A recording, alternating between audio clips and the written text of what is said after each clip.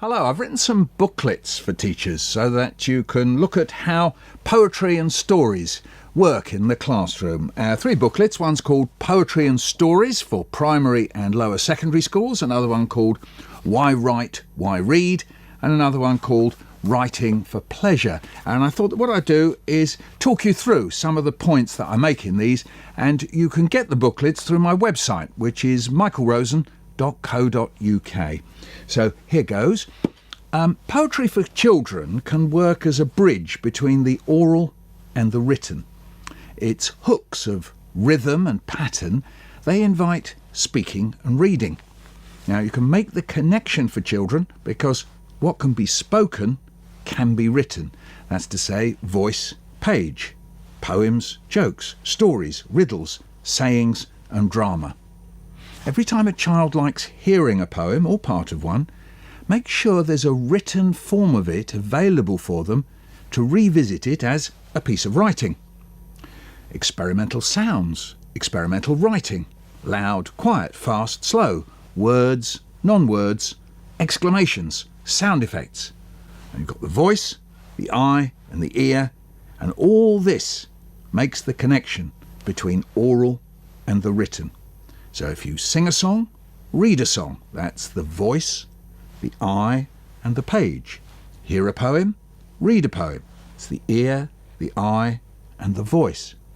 Now, adults say to me, sometimes about writing, anything could be reports, articles, and they're stuck.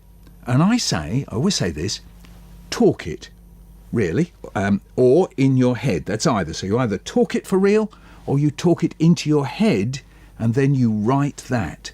Yes? So you talk it and then write it. And the same thing works for children. Now, another thing to remember is that literacy is not a quantity. Yes? It's a lived practice or behaviour, and we want children to live in it and know that it's theirs. And one of the best ways to do this is to remind them again and again that what's said can be written. And poetry is a great way to do that. You say it, you read it, and you write it. Now, I often think the starting point for poetry in primary schools must be poems. That might be an obvious thing to say. So what I mean, it's not a worksheet. It doesn't start with a worksheet. Poetry doesn't start as a writing exercise, but it starts with a pile of poems, a set of poems, a cornucopia of poems. And the first job is for the children to see that poems, there they are, sitting on a page, can become theirs. That poets, people like me, wrote poems for them, for the likes of them, that poems belong to them. So how can we best do that? Well, I think poems have to become part of the classroom, part of school life as a whole. And poems are things that children can browse and find for themselves. We don't just have to give them to them, they can find them. And poems are things that can be on the walls, in books that are accessible at all times. Poems can be heard, shouted, whispered, sung. You can give them accompaniments. You can give them drawings, pictures on PowerPoint, music, mime, film, whatever. And one simple place to start is to come into the classroom one day and say that in 20 minutes' time, we're going to have a poetry show. Then you distribute piles of poetry books on the children's tables. You invite the children to go into pairs and choose one poem per pair. Yep. You ask them to prepare a poem per pair for the poetry show that you're going to have in 20 minutes' time. And you tell them that they can perform the poem in any way they like, taking turns, saying it together, in other words, in chorus, singing some of it, or indeed all of it, tapping out a rhythm, miming it, making noises to go with it.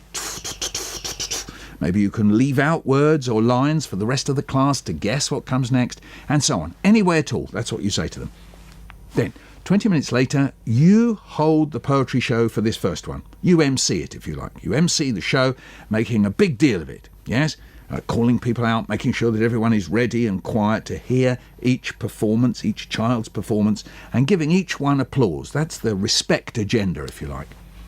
And at the end of the show, after maybe what it would be, 15 performances. You invite the children in their pairs to consider what aspects of each other's performances would they consider trying out for the next poetry show. Yeah? This is a positive way to do criticism and builds the idea that you are a team. The whole class is a team trying to help each other get better and better at poetry together. If there was something you noticed that no one mentions, well, you chip in with that, yeah? If there's something that you think might be worth trying yourself, yes, you think you could try something else. Let's say it's making the sound of the sea behind a performance of a poem about the sea. Well, then suggest that as well, yeah? A day later, maybe 2 days later, or a week later, you do the same again. Whatever interval you set up, you repeat. So you build up an expectation for this activity to happen again and again. I think this is really important. And then you keep this going, this whole poetry performance, these poetry shows, for as long as there's enthusiasm. You can vary the format. So, you could have a go at doing it, or a child could become the MC. Do involve the TAs, just involve them as well, obviously. And widen the choice of the poems, yes? So that you can introduce poems that maybe the children haven't chosen, and let the children go back to favourites. There's some strange idea that it's a bad idea for children to have favourites. Exactly the opposite. Let them build up the favourites. You could try using PowerPoint. You could try making shoe boxes, that thing, to represent poems. So the poems they've heard, they make into shoe boxes with little models of things, yeah? Try doing paintings that go with the poems. And if you're used to one of the animation apps that you can get, well, try that. You can always animate little figures to go with the poem. So what's all this about? Well, this is not only about helping a class possess poetry, possessing poems, it's giving them what's called a repertoire. So each time you do the show, you might be covering, say, 15 poems. You do that several times. Think what you're building up. Well, you're building up many ways of how poems work, not just one way, not as you'd get on a worksheet, one way. You're building up many ways. And you're also enabling the children to have poems in their minds, in their bodies and voices. They get it into their bodies through the pulse of the poem, they get it in their voices through the expression, and it's in their mind. I can promise you, yes, this is a promise, that they will become enthusiastic about poetry because you're showing that you believe in poems and you believe in them. Believe in the poem, believe in them. The point here is that poems are doing the work, and that's because poems have hooks. Yeah? Poets are people who write poems so that they stick to readers and listeners. That's what we do. Yeah? We think about how they can stick. And that might be because of the rhyme. We all know about rhyme, rhythm, but it also might be about the pictures that the poems make. Imagery, as it's called, yes? It might be about the shape. It might be about the repetition. I use a lot of repetition in my poetry. That's another way of making bits of a poem stick, because you come round again to the thing that's repeated and you can predict it's coming. So that's a way of it sticking. And each line of a poem holds inside it, within it, the efforts of a poet to grab the attention of a reader or listener. That's what I mean by these hooks, yes? And they are, in a way, the most cogent argument for poetry. Yeah? Much more of an argument than commentary or worksheets or comprehension questions or any of that stuff. It is the poem itself. Okay, I'll say this. Don't necessarily expect dramatic results immediately. You may, but you may not. Just give it 2 or 3 sessions for the pattern in your class to develop. Yes? The pattern of performance, discussion, learning from each other, and then for that performance to take hold. Alongside this, it's worth thinking about what else you can do to make a poetry-friendly classroom. So, maybe you know all this, you've done all this, so excuse me if you do. But here we go. So a bookshelf or bookcase of poetry books. So they're there in amongst the other books, but identifiable as the poetry section. You could try this. Writing out a poem a week on a huge bit of paper. I really mean a huge bit of paper, one of those great chunks of sugar paper. write it out, stick it on the wall. Okay? Invite the children to put post-its on and around the poem with comments and questions. Yes? And on the day you're going to change the poem to a new one, maybe it's as soon as a week later, collect up the post-its and get the children to talk about them. So you could hand out the post-its in pairs so that they talk to each other about what's on someone else's post-it, yes, and then follow that up by a plenary, a whole class session. And if there are questions, if the children come up with questions on the post-its, well, discuss how best to answer them. You could say, shall we answer the questions, or do we have to go to the internet to answer them? How can we answer these questions that you've asked about the poem that I've put up on the wall? Another thing, watch or listen to poets performing their poems on CD, on video, online, or wherever. You may have heard possibly that I've done some online poems. I know some people have heard of a poem I've done called Chocolate Cake. That's the one, yes. Get poets to come to school. Most of the poets I know, they will go into schools. You have to get in touch with them, get them to come into school. It will transform the way children think about poems and poetry if you have a poet who comes into your school. How about this? Organise a poetry cabaret evening involving parents and grandparents. It can be a riot. I've seen this happen. It's wonderful. Make sure it only lasts about half an hour. All right, don't overdo it, interspersed with music, dance, and perhaps an art show, yeah, so that the poetry sort of fits in with something bigger. Now, another thing, invite the children to make their own personal poetry anthologies, yeah, give them each a nice-looking notebook, and tell them that they can copy out any poem, and this is important, or part of a poem, or a song. Children all know words from songs, whether they're ones in the charts or just songs they've heard round and about. Could be a part of a song or any line from something they hear on TV or on the radio that sounds interesting or caught their imagination. Perhaps it's a line from a film. Now you can do the same and show them your anthology where you're collecting your poems and parts of poems and saying, say, from your parents or grandparents, yes, and this models making an anthology. Now, these pages that I'm talking about, all these different things, are all interconnected. However, your base, yes, your power base, if you like, is in reading poems together and sharing poems in a poetry-friendly classroom. It's here that poems do the work for you. They'll engender the enthusiasm and excitement that you need. Okay, so what happens if we ask the question, why poetry? Now, I ask that question because some teachers have told me that on occasions, I'm going to try and put this nicely, people who manage schools have told them that they shouldn't just be letting children read to themselves, or maybe they've said they shouldn't just be reading and enjoying poetry. I've even heard a head teacher saying to a Year 2 class, is poetry relevant for Year 2?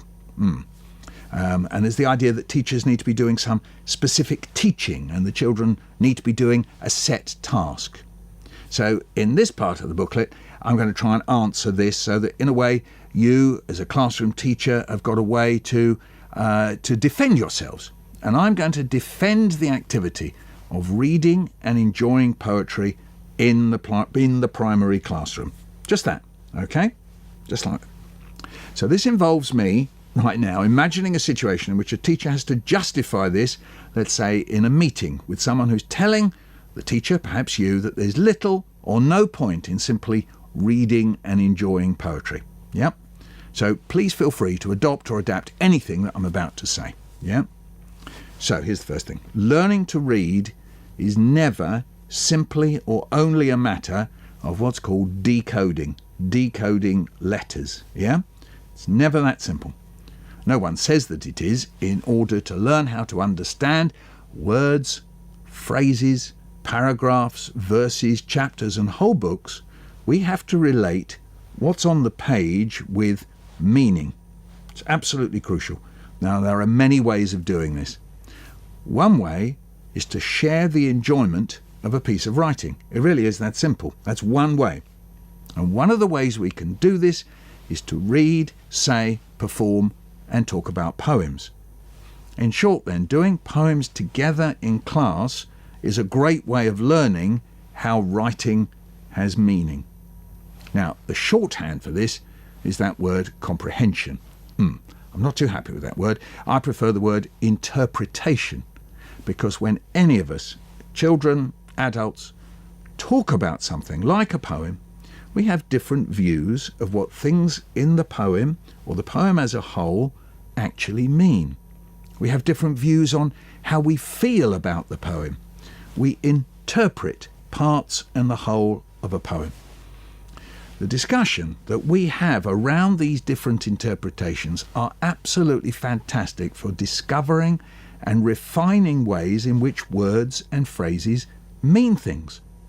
So, in shorthand, poems are a great way of helping children learn to read for meaning. Now, most poems are good for saying out loud. Not all of them, but most of them are really good for saying out loud, particularly ones that have been written for children, or ones for adults that have been selected specially for children. Now, these kinds of poems then have a quality in them that is potentially oral. We can pass them to each other over the airwaves. This, of course, is what we do with speech. Now, these poems are then, if you like, way of talking about these is as a specialised form of speech. They have been written to be said. The importance for this with children is that it makes them ideal for being a kind of bridge between the oral and the written. So let's ask ourselves, why might this be important? I think we know that for some, possibly many children, the written word poses a challenge. Even when some of it makes sense, other parts of it don't. By having a written form that has feet, if you like, in both the oral and the written word, poems enable children to move easily between the two, between the oral and the written. Poems they hear, they can then see on the page. Poems on the page can be turned into things that can be said. What's more, there are all sorts of hints and suggestions in poems about how to say them.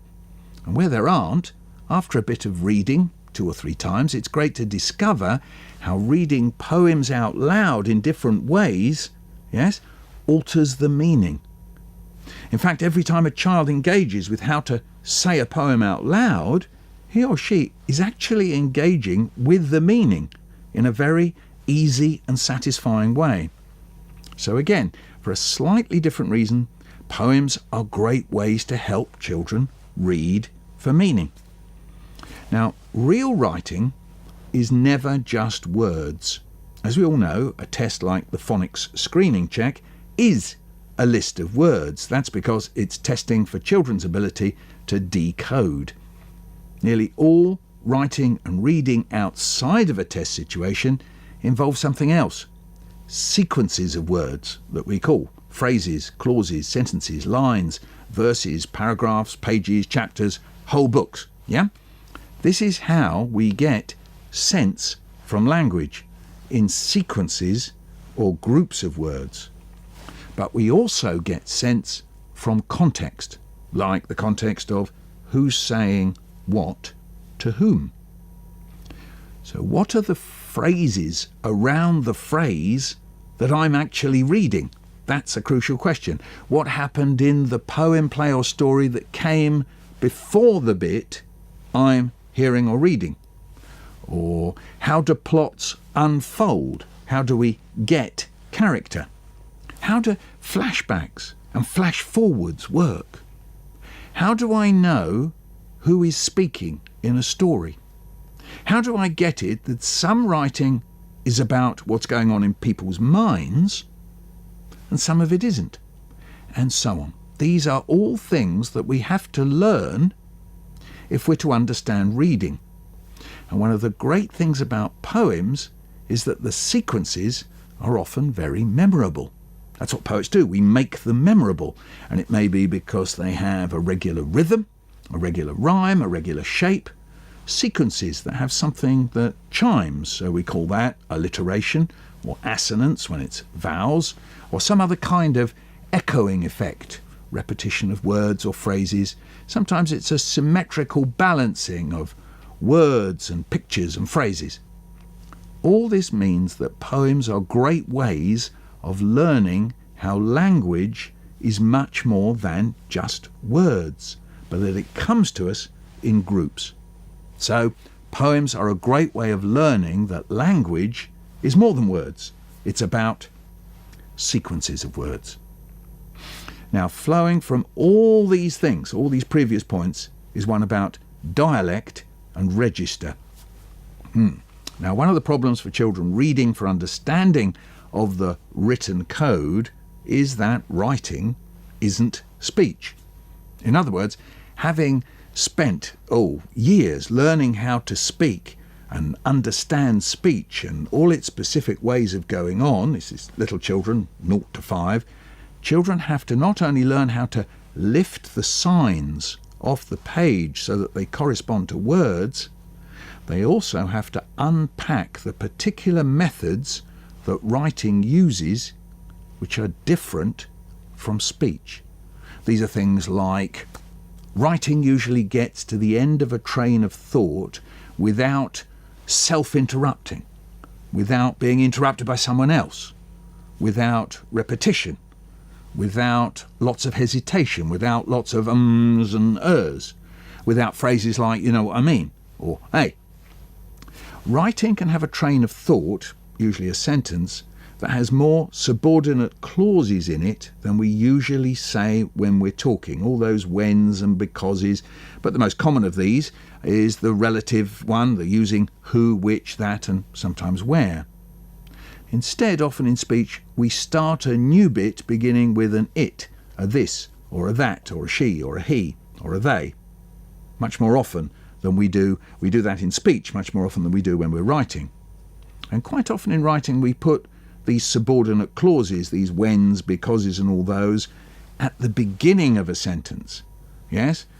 Sometimes we put it in front of what's called the main clause, when in speech we tend to put them after.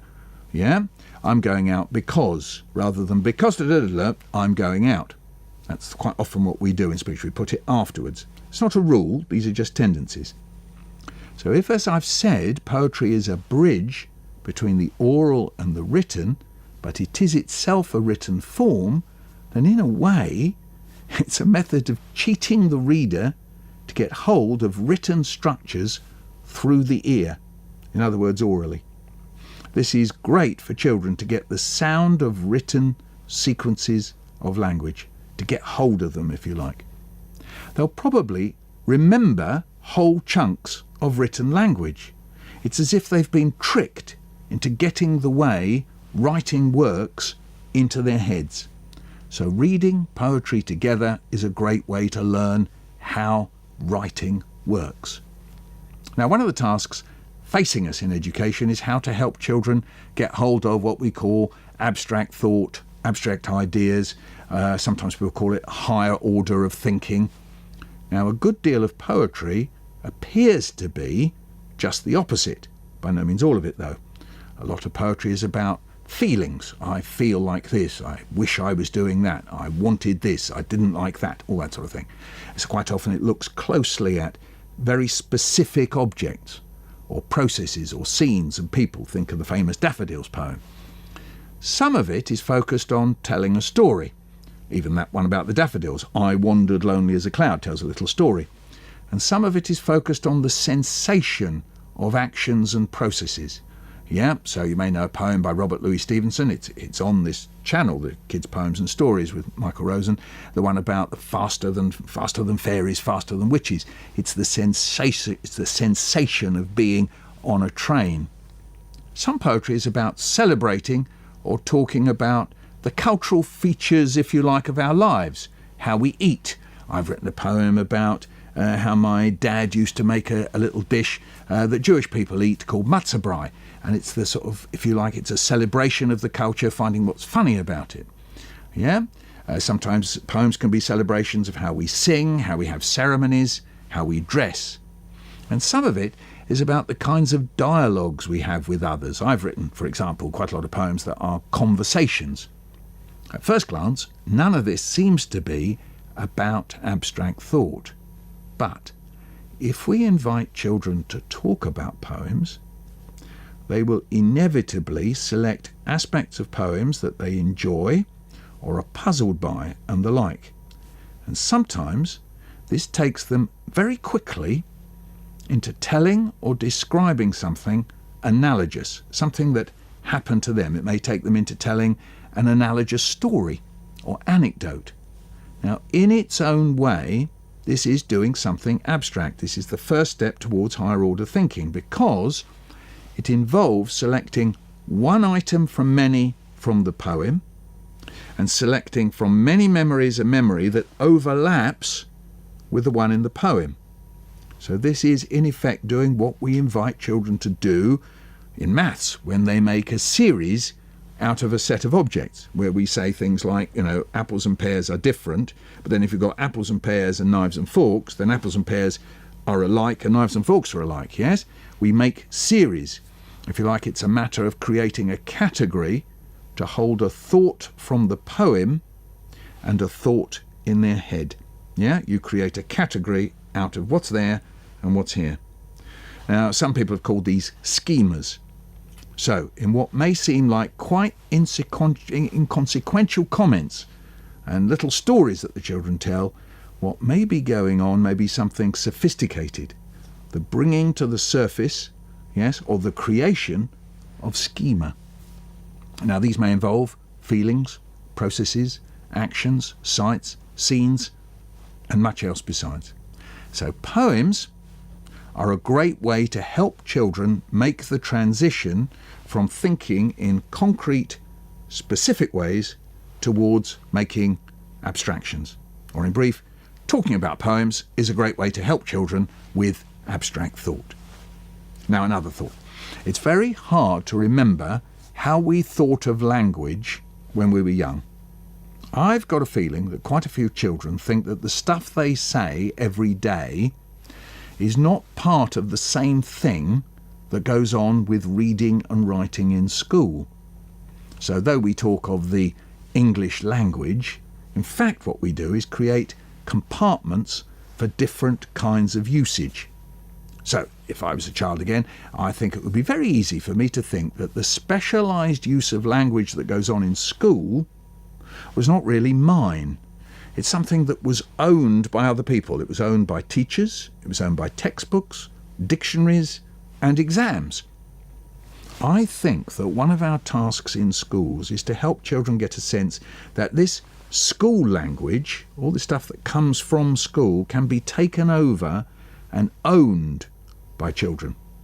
The great advantage of reading, hearing, performing, and talking about poems is that a good deal of them are easy to own. If I say, down behind the dustbin I met a dog called Jim, he didn't know me and I didn't know him, it's very easy to own that very quickly, and indeed to make up new ones. So parts of poems, or all of them, can with repetition become very easy to learn off by heart. And this is one way for school language to become owned by children.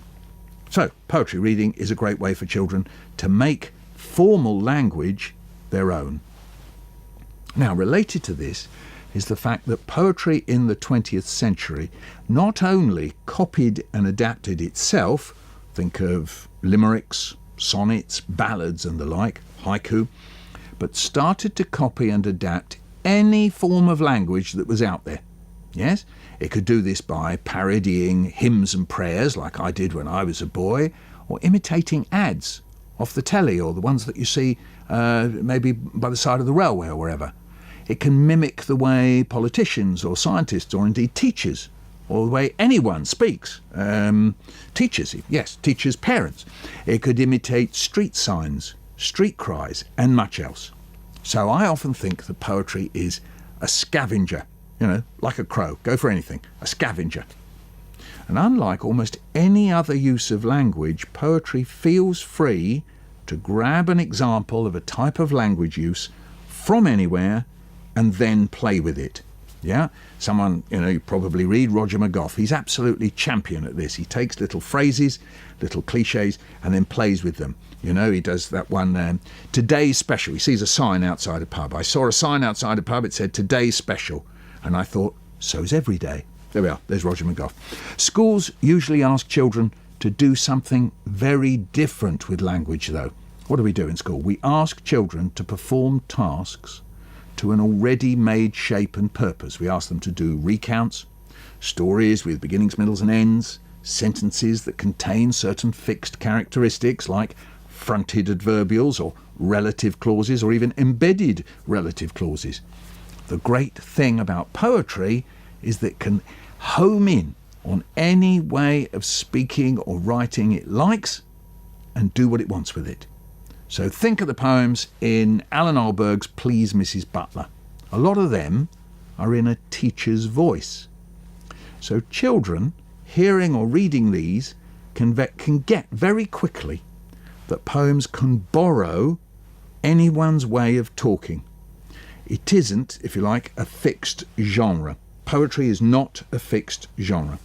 You can just decide to adopt a voice and run with it. Anybody you know, or indeed anybody you imagine, anybody you've seen in a film or on the telly, you can adopt it and run with it. So what does this suggest? It suggests that it's okay to treat language as something to grab or plunder or play with. This helps children feel that language can be theirs. They can own it. So poetry can help children see that language is theirs to adopt and adapt. Now, one of the key concepts that we want to help children get hold of is empathy. That's what we all talk about now, empathy, yeah? Well, one way to look at empathy is to say that it's about understanding how others think and feel. Well, because poetry is often about a poet's thoughts and feelings, if we enjoy a poem, well, there's every chance that we are indeed developing our empathy. And there's another way to think of empathy. It's about getting to see how other people's cultures work. So poems are good for this too. Think of the poems of people like Benjamin Zephaniah. If you're not Caribbean, that would be a way of Caribbean background. Then suddenly you go and there's Benjamin Zephaniah. Or you might know some poems by a woman called Imtiaz Darka. So if you're not of Asian background as she is, then you empathise with that. Whatever backgrounds we are, you know, when I was a boy, I read French poems. I'm not French, and I would read French poems and I would find out, if you like, how that particular, as it happens, La Fontaine, the man who adapted fables, that 18th century way of thinking about animals and fables. So a lot of poems, some would argue it's all poems, but let's leave that to one side for a moment, express people's culture. And that might be whether it's talking about food or home or school or hopes, fears, habits, particular ways of talking, particular kinds of slang, styles of dress, proverbs, sayings, much more. Poems often show us culture. Now, if it's done in a catchy, interesting, funny, intriguing, or even a sad way, we might be caught up in thinking about people who have cultures different from our own. And there's yet another way of thinking about empathy. Yeah, so that's it. So either way, poems are great ways to help us learn empathy. Now, related to all this, poems are often about values. We'll talk about values these days. The poet is quite often trying to say that this or that is important or valuable or worthwhile. A lot of poems, that's what they're about, saying this is worthwhile, this is important. Now, it may not be the thing at the heart of the poem, but the fact that the poet is just looking at the thing, a frog, a pond, the sky, it could be anything. But the poet is dwelling on it, wondering about it, spending time gazing at it or trying to understand it. It may be because there's a story at the heart of the poem which indicates that one or more things are worthwhile or significant. Ultimately, education, we can't escape it, will involve values. We project values as we stand in front of children and say, this is what I believe in. Yes, even if it's not more than saying that this subject, whatever it is, geography, history, religion, whatever it is worth studying, or it's worthwhile for you to learn this, learn about that, or just that it's worthwhile learning per se. So poems are a great way to engage with values, and we think that's important. Now also, another thing, schools spend some time in a month engaging with children's feelings. Yes, some people do circle time. Others do it through specific lessons. Some do it when issues crop up, like bullying, bereavement, loneliness and the like, and some people work to a syllabus on this matter. Clearly, a good deal of poetry talks about feelings. They often show someone or some people experiencing something and implying or talking about their emotions. Yeah, this means that poems are a great way to bring emotions to the surface. Some people will know my sad book, and there's several poems, if you like, in the core of that book, and plenty of people have told me that just simply by reading it, children felt free to talk about their feelings to do with sadness, or their feelings to do with dissembling, looking happy even though they felt sad, or talking directly about a bereavement. Now, there's an advantage in this, because a poem will be about the emotions of the person or people in the poem. The reader doesn't have to talk, if they don't want to, about their own individual experience, which may be too raw or too embarrassing to talk about directly, in order to engage with the feeling that's bothering them. Yes, you can talk about the feelings of the person in the poem instead. So yes, poems can deflect, or to use the jargon, contain the emotions of the reader or the listener, so that they're safe even as they engage with those emotions. So if you think of the Greek myths, which, if you like, were poems, same thing. You can talk about the emotions of Daedalus and Icarus, and why Icarus didn't do what his dad told him to, and really you're talking about yourself, but you talk about Icarus. Yes?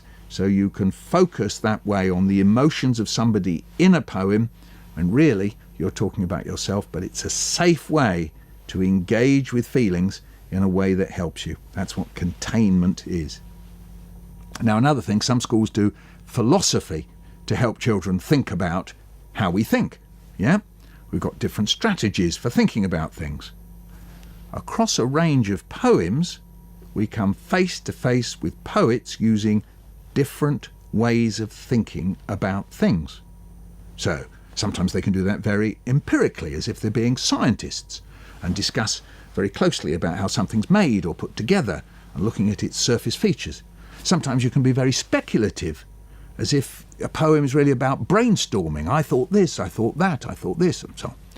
Sometimes a poem can relate personal experience to shared experience. You can say, this is how I felt, I wondered how others felt, or this feeling was a little bit like that. There's a famous Seamus Heaney poem where he's talking about his father ploughing a field, and then he relates that to, isn't it a bit like me writing? You relate one experience to another.